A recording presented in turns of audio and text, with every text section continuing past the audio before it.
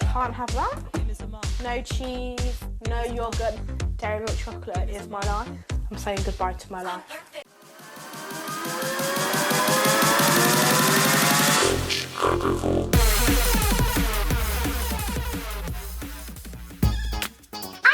And I make YouTube videos on beauty, fashion, body image and mental health, sort of like the internet's big sister. The latest fashion in health right now is clean eating, with over 30 million eat clean hashtags on Instagram and self-style wellness bloggers leading the way in pushing plant-based diets that are dairy-free, sugar-free, gluten-free, meat-free, joy-free. I understand why you'd feel like that. Years of junk food eating has corrupted your taste buds. I promise you, after a few short weeks of eating real food, you get over that. I've been eating this way for 4 years now, and I can promise you I'm the happiest I've ever been, by a long shot. I've struggled with eating in the past, and some people say that extreme clean eating can just be another eating disorder. So, should we worry about the latest trend, or will clean eating really result in a hotter, happier, healthier you? Yes. I'm sorry you suffered an eating disorder in your past. It's a real terrible thing and sadly very commonplace. But fruits, veggies, nuts, seeds, legumes, whole grains are actually species-specific food that we're meant to be eating. It'll help you get over eating disorders. The number of wellness bloggers promoting the benefits of their diets on your body and mind has exploded. I'm going to try some of these diets. So, I'm going to type in clean eating and then see what comes up. Hi, hey guys. Hey banana bitches. All these clean eaters are preaching that what they do is the best way to live. But I'm thinking now, are these people trained in this stuff? Do they know what they're talking about? I don't know. I'm Melissa Hemsley and this is my sister Jasmine. The Hemsley sisters have got a new cookery show and say their clients experience increased energy and better quality of sleep, weight loss and a general sense of happiness and well-being as a result of the diets they promote. But they're not qualified nutritionists or dietitians, so why are people listening to them? A dietitian will tell you to eat animal products, which is the major cause of the 14 most common killer diseases in the West. So who the hell is listening to them? I'll tell you who does have the information.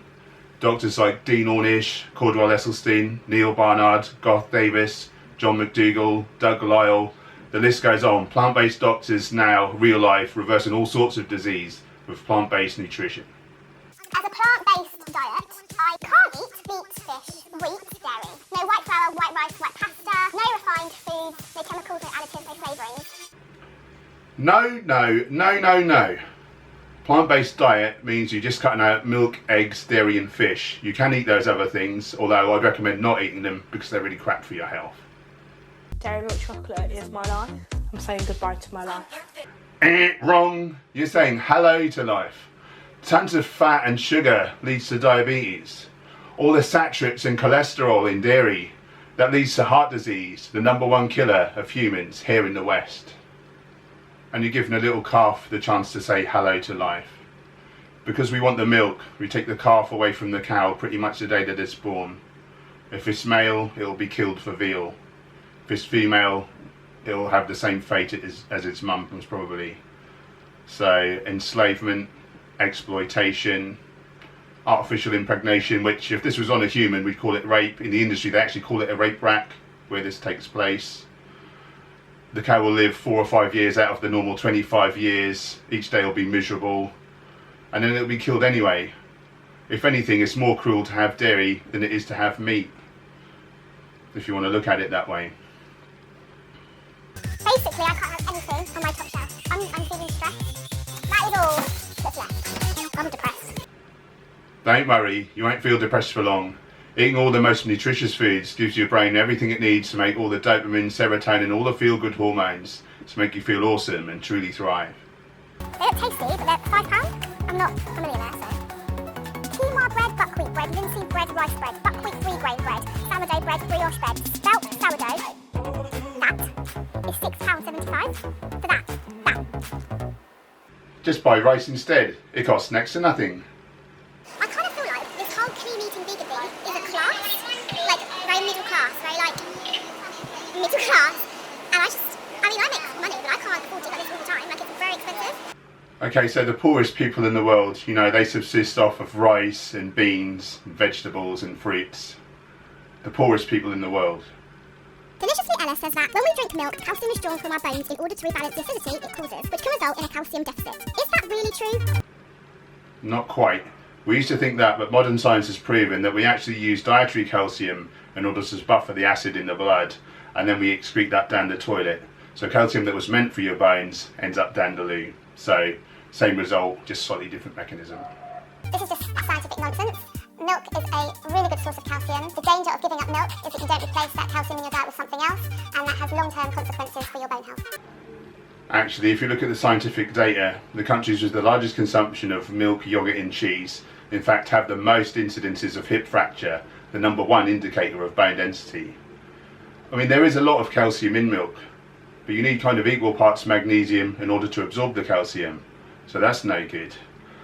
And the trouble with milk and meat products in general as well is that they're high in methionine and leucine, which are sulfur-containing amino acids, which is where we get in the acidity from. That's the problem. You know, again, we need to be slightly alkaline.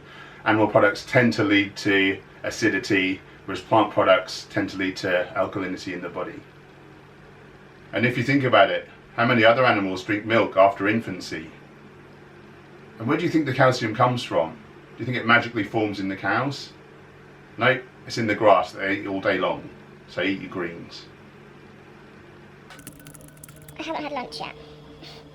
It's like 3 o'clock. In that case, you're setting yourself up to fail. And I'm watching like clean eating videos, and I'm just like, I'm not inspired by this. It's unattainable to me. I don't want to live this lifestyle. I don't want to. That's fine. You can eat a junk food vegan diet. It's just, we should think about others. At the current state that the world's being destroyed, mostly due to animal agriculture, we've got about 60 years and then no more humans. Look it up on Cowspiracy on Netflix. And animals, you know, they're not dumb. They want to feel love. They want to feel joy. They feel fear. They fear pain. They run from violence. They scream under the knife. This is not what we're meant to do. This doesn't make us feel good, but we've been blinded to it because we've been brainwashed since birth.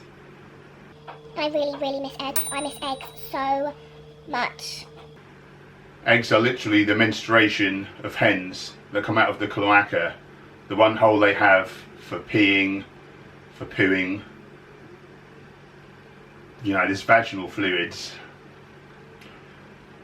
The other thing that most people don't realise is that in the egg industry, every single male that's born is either suffocated in a bag, burnt alive, macerated, i.e. ground to bits while still alive, gassed. They're looking for their mum, they're looking for love, but what they find is fear and extreme pain. And all because they don't lay eggs. I also can't stop farting. I literally, it's like I eat a vegetable and I fart straight away. So I'm really sorry to hear that. It must really suck. So what I think is happening is that you're finally feeling your true emotions that are already there. See, when we eat high calorie, high sugar, high fat, empty calorie junk foods, we're numbing our emotions, digestion, and trying to process emotions, feelings. Takes up lots of energy, and it's hard for your body to do both at once, so it tends to do one or the other. So you're putting in the high calorie food, it will be digestion. So therefore that's what we call comfort eating. If you want to find out more about this, read The Pleasure Trap, a really excellent book that explains it in detail. My advice is, and I don't mean this in a nasty way, I'm not trying to talk down to anyone, but if you find yourself in this position, just try to seek professional help, you know, try and work through it. So by doing this documentary, the BBC has put people off eating real food that we're designed for. Vegetables, fruits, legumes, nuts, seeds, whole grains. These foods heal us and prevent disease. And people on this lifestyle, typically, they talk of eating abundance, not like really calorie restriction and fads, etc. No, this is what our bodies are designed for. So they're trying to say that people in this movement are causing harm to everyone. Well, I put it to the BBC that you're causing harm, real, actual, true harm. If you've enjoyed this video, please like and subscribe. Go vegan, save your health, the planet and the animals.